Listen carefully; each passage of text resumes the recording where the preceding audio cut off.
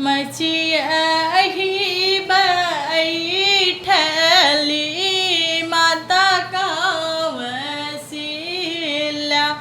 भरर भरर गिरैयास आजू मोरी बेटी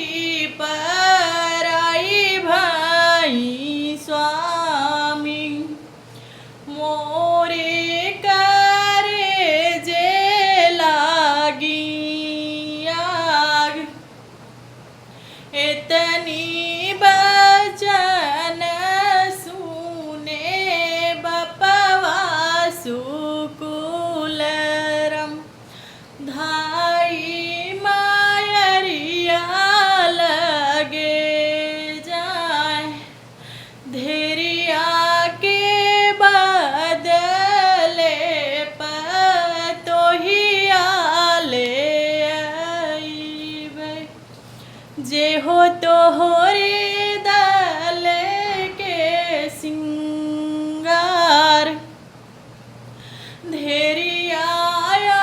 गिनिया पतोहिया न होई है कितना उदल के सिंगार के करे संघा बेटी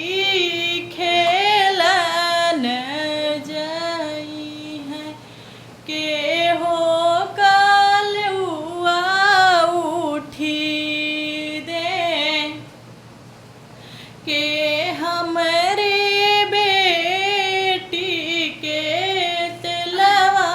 लगई है के हो सावारे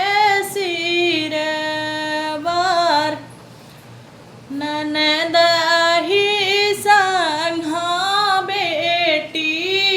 खेलन जाई है